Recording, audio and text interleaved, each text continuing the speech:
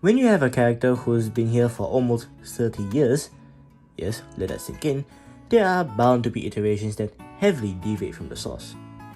An example being Prime RID Wheeljack, who at first glance seems like a pretty good update of him. But remember, Anna John had Downshift, a Wheeljack lookalike who had a completely different characteristic. This guy is in that same category. Looks like Wheeljack, doesn't act like Wheeljack. And what a change! His personality does a 180 from being an inventor whose stuff works 50% of the time to being a wrecker, dual-wielding swords. Plain awesome. Now, he does have design cues of G1 Wheeljack, as you can sort of see here, but with added edges to fit in with the movie hybrid aesthetic Prime is well known for.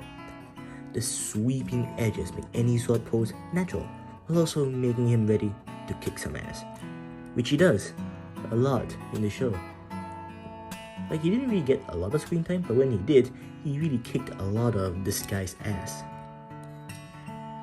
The fact that the only piece of cable are in the arms right here, the windscreens, which, if you're not trying to look for them, sort of disappear because they're made out of clear plastic, is an achievement of in itself. And Theo did a review on this guy a while back, and he mentioned that the only noticeable green when you look at him from the front is in the chest, and it's such a minuscule amount. Sure, there's some at the back, but it's the back. You don't really look at it. So from the front, such a small amount, but the effect is huge. It's strange that this is really all you need to reference the green the original one has. Of course, the closest approximation I have is Earthrise, which doesn't really have the best deco for Wheeljack. It's alright at best. He does also have light piping in the head, you can see here, but I don't have a good way of showing it. He is lacking in some joints, i.e. an elbow swivel, like other guys I own. Slightly disappointing, as it would seriously enhance the posing power of this guy. I am, however, satisfied with what he has.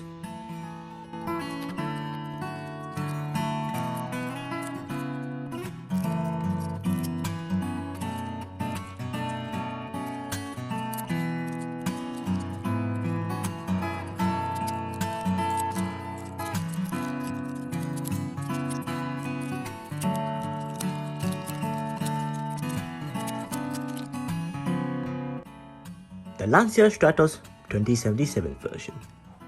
I already have a fondness for the Stratos, so this already got me hooked. I love the sharp edges, a common theme, that the car has. You can already imagine the swoosh lines flowing around him that implies the speed he's driving at. Transformation was also very enjoyable. Leg chumps flipping and extending, the chest elongating and the arms folding seamlessly to become the side of the car.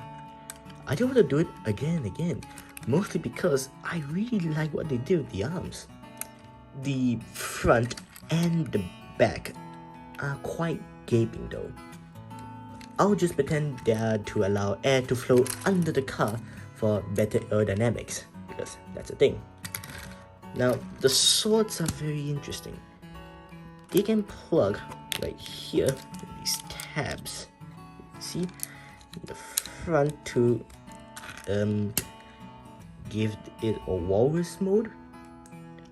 We've turned an Italian sports car into a walrus. Interesting. Now, these ports here, you also plug the swords into, and it looks okay at best. And as you'd expect, undercarriage storage. These tabs, this part, just tap it in and done. It is the optimal solution. Here's a quick comparison at Earthrise and Prime. They both look good, but for being honest, this guy is basically the cooler Wheeljack. a hardcore warrior that's part of a Black Ops unit, capable of on-the-fly thinking and is not afraid to get dirty. Its toy form is a perfect representation of the character, plus it's plain fun. It's also the second white swordsman transformer I own. Funny how that turned out. Well, I hope this helps with your buying needs, because this guy is seriously good. And all of his repaints look really fun. Well, maybe not the Beast Hunters one. That one's a bit much. With that, thanks for watching, and I hope to see you next time.